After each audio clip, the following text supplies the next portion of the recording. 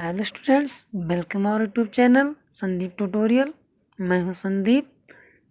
आज हम पढ़ेंगे क्लास 12 यूनिट 6 जीवों में जनन, रिप्रोडक्शन इन ऑर्गेनिज्म। तो सजीवों में जनन कैसे होता है उसके बारे में हम पढ़ेंगे। Reproduction is the biological process in which individual give rise to an offspring similar to itself। जनन एक जैविक प्रक्रिया है जो क्या होता है, एक पेरेंट सेल के अंदर होता है और उससे क्या करते हैं, एक नए जीव की उत्पत्ति करते हैं जो उनके समान होते हैं या अपने समान ही नए जीव की उत्पत्ति करने की क्षमता पाई जाती है उनमें। रिप्रोडक्शन, सेकंड पॉइंट देखते हैं।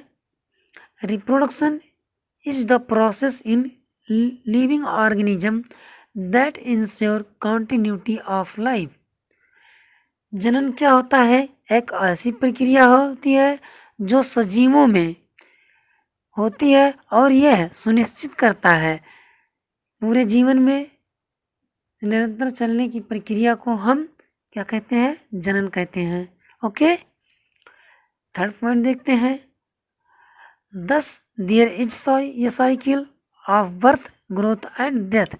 मतलब इस साइकिल के अंदर या इस चक्र के अंदर क्या होता है, उस ऑर्गेनिज्म की, उस जीव की जन्म होती है, वृद्धि होता है और अंत में वो डेथ हो जाता है। मतलब कि जो ये पूरा अर्थ है या संसार है, इस पर अगर किसी ऑर्गेनिज्म या किसी जीव की उत्पत्ति हुई है तो कुछ समय बाद उसकी मृत्यु भी होना सुनिश्चित है। ओके, तो reproduction is many type of. First और सेक्सुअल रिप्रोडक्शन, जिसे हम लैंगिक जनन कहते हैं। In this method a single individual is capable of producing of spring is called asexual reproduction. मतलब इस प्रक्रिया के अंतर्गत एक सिंगल पेरेंट सेल होता है और उसके अंदर क्या होती है कि वो क्षमता पाई जाती है कि नए जीव की उत्पत्ति कर सके। इसलिए इसे हम क्या कहते हैं, एसेक्सुअल रिप्रोडक्शन। इसमें गवर्नमेंट का फॉर्मेशन नहीं होता है, ओनली वन सेल का फॉर्मेशन होता है। नीचे हम देखते हैं, gamete are not found on no fertilization. क्या होता है कि इसमें गैमिट्स नहीं बनते हैं और इनका फर्टिलाइजेशन नहीं होता है। बट क्या होता है कि कोई एक सजीव की बॉडी है और उससे क्या होते हैं, ये जीव की उत्पत्ति करते हैं। जैसे हम पहले देखते हैं कि बाइनरी फिजन, अमीबा में क्या होता है कि बाइनरी डिवीजन होता है। तो अमीबा क्या होता है कि ये अपने बॉडी से क्या करता है, किसी नए जीव की उत्पत्ति करता है। अगर हम बात करें तो अमीबा चाहे इस तरीके से डिवाइड हो, चाहे इस तरीके से डिवाइड हो, या इस तरीके से डिवाइड हो, या इस तरीके से डिवाइड हो। मतलब क्या होता है कि जो इनका साइटोप्लाज्म और न्यूक्लियस होता है पूर्ण रूप से आधे भाग में क्या होता है, डिवाइड हो जाता है। सेकेंड स्टेप देखते हैं कि इनमें साइटोप्लाज्म और न्यूक्लियस का क्या हो रहा है, डिवीजन हो रहा है। और डिवीजन होने के बाद में क्या करते हैं, यही न्यूक्लियस और साइटोप्लाज्म एक टू डॉटर सेल्स का क्या कर रही है, निर्माण कर रही है। ओके, तो ये हो गया बाइनरी फिजन। हम बाइनरी फिजन जिनका परिभाषा देख लेते हैं। This process of asexual reproduction, the parent organism divide into two halves, each half forming an independent daughter organism। कहने का अभिप्राय है कि एसेक्सुअल रिप्रोडक्शन ऐसी प्रक्रिया होती है जिसमें क्या होता है, पेरेंट सेल या इंडिविजुअल सेल क्या होता है, डिवाइड हो जाता है, दो भाग में क्या होता है, डिवाइड हो जाता है।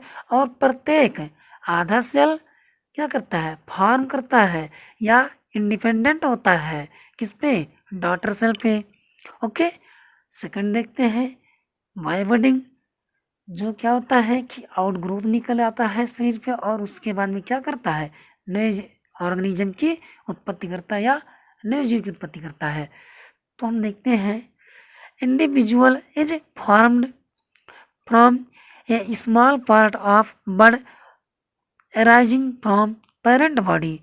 जो पेरेंट सेल या इंडिविजुअल सेल होता है क्या करता है, ये स्मॉल पार्ट, एक छोटा सा क्या करता है पार्ट ऑफ बड, मतलब कलिका जो होती है अपने शरीर पर क्या करता है, धारण करता है, यानी किस पे, पेरेंट सेल में।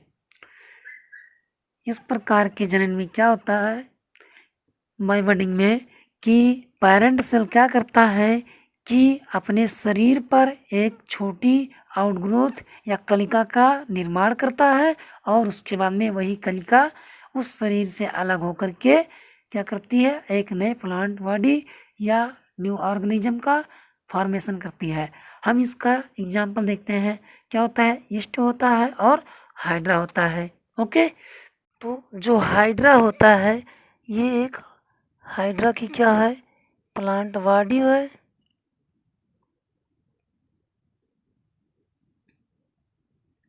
एक हाइड्रा की प्लांट बॉडी है और इस हाइड्रा की प्लांट बॉडी पर क्या होते हैं, एक आउटग्रोथ निकल आता है। ये आउटग्रोथ निकल आता और आगे यही आउटग्रोथ क्या होता है कि अपने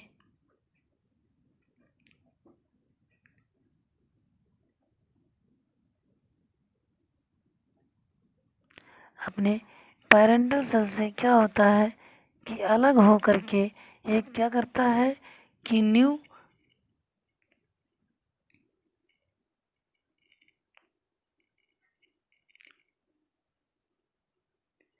हाइड्रा का निर्माण करता है।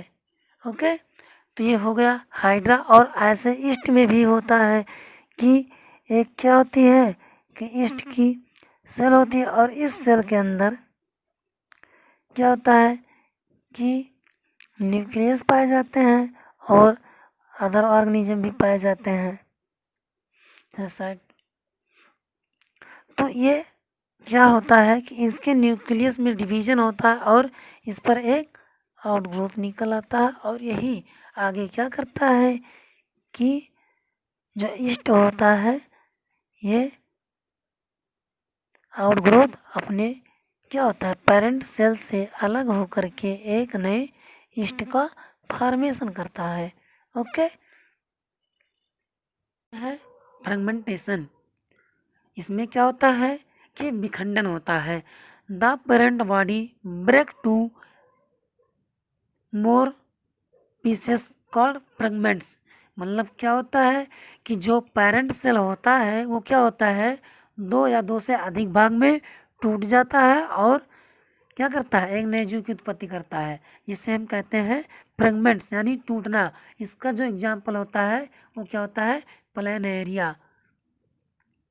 तो पेरेंट सेल्स ये क्या है, एक पेरेंट सेल्स है और इस पेरेंट सेल्स के क्या हुए, तीन खंड में ये डिवाइड हो गए, यानी ब्रेक डाउन फ्रेगमेंट्स क्या होता है कि ये कई पार्ट में टूट जाते हैं और उसके बाद में जो क्या होते हैं, तीनों पार्ट होते हैं, एक ऑर्गेनिज्म की उत्पत्ति ये करेगा और एक की उत्पत्ति ये करेगा और एक की उत्पत्ति ये करेगा।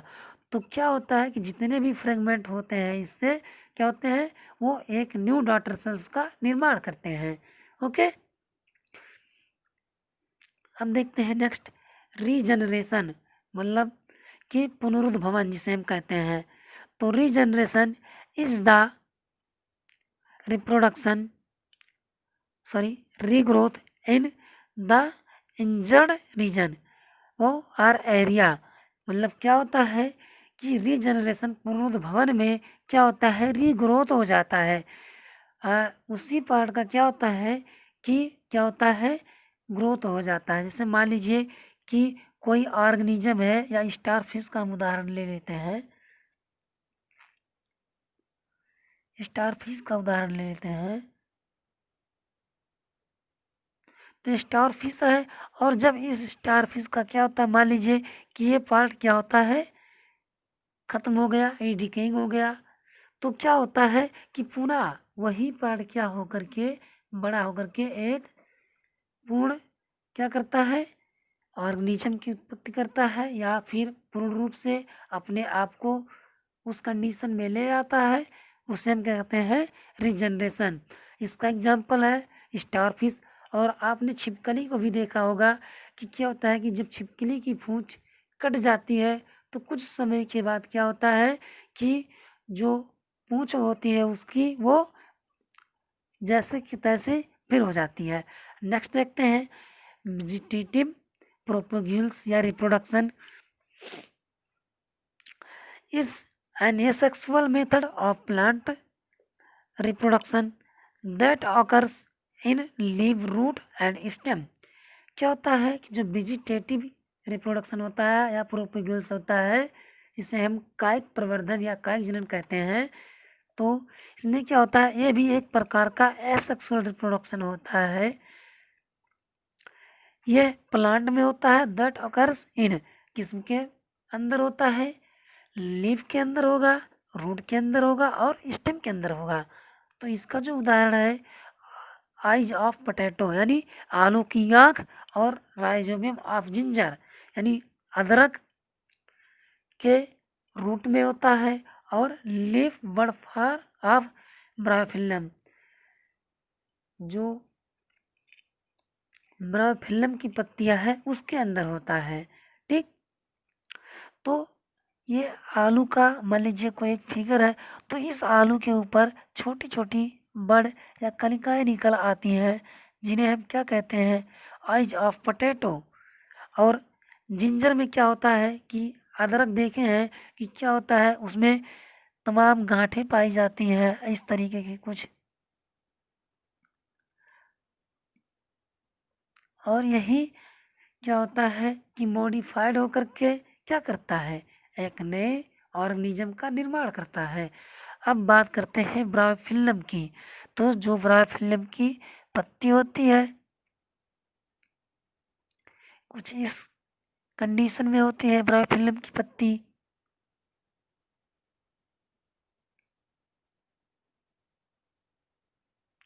तो इस ब्रायोफिल्लम की पत्ती पर क्या होते हैं, यहाँ से एक प्लांट बॉडी का क्या होता है, निर्माण होता है। और यही प्लांट बॉडी क्या करती है, सॉरी पत्ती क्या करती है, एक नए ऑर्गेनिज्म की उत्पत्ति करती है। नेक्स्ट देखते हैं सेक्सुअल रिप्रोडक्शन। तो sexual reproduction involve formation of the male and female gametes either the same of different individuals. अभिप्राय यह है कि जो लैंगिक जनन होता है उसमें क्या होते हैं, दो प्लांट बॉडी या दो गैमेट्स आपस में मिलते हैं, तो उनमें जो होता है वन आर फीमेल और सेकंड आर मेल गैमेट्स होता है। तो जब दो गैमेट्स आपस में मिलते हैं और डिफरेंट टाइप्स के गैमेट आपस में मिलते हैं, तो क्या होता है कि ये क्या कहलाते हैं, सेक्सुअल रिप्रोडक्शन या लैंगिक जनन। अब देखते हैं next events of sexual reproduction.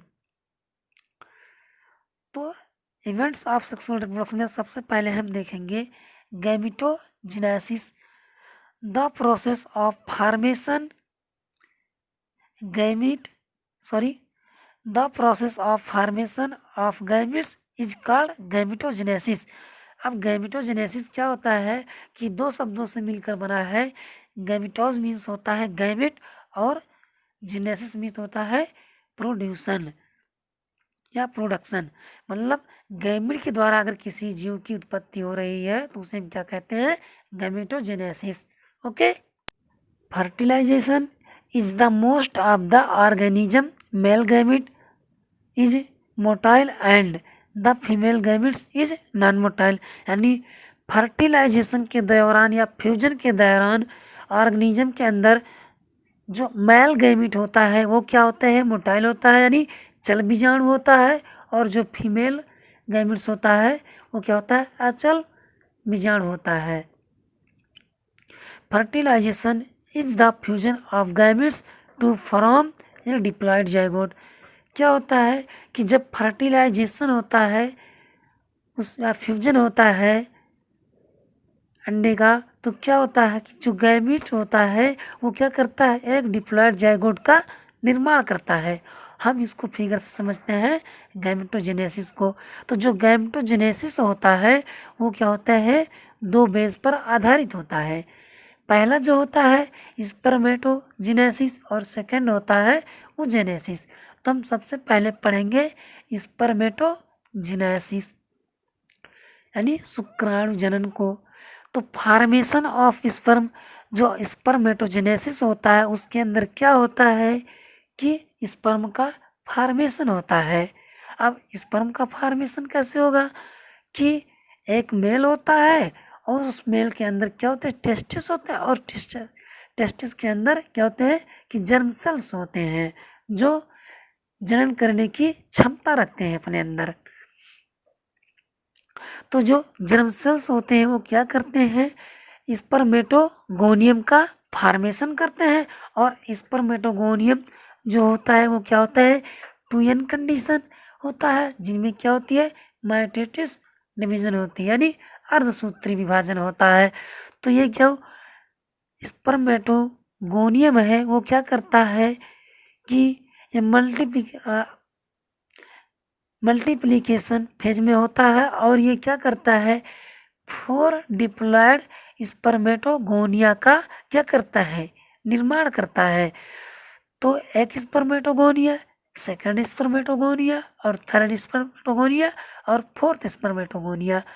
तो ये क्या हो गए, जो चारों स्पर्मेटोगोनिया होते हैं यानी डिप्लॉयड स्पर्मेटोगोनिया, ये क्या करते हैं, 2n कंडीशन के होते हैं। ओके, अब आगे देखते हैं कि जो ये स्पर्मेटोगोनियल सेल होते हैं वो क्या करते हैं कि कोई एक सेल क्या करेगा, ग्रोथ करेगा, प्राइमरी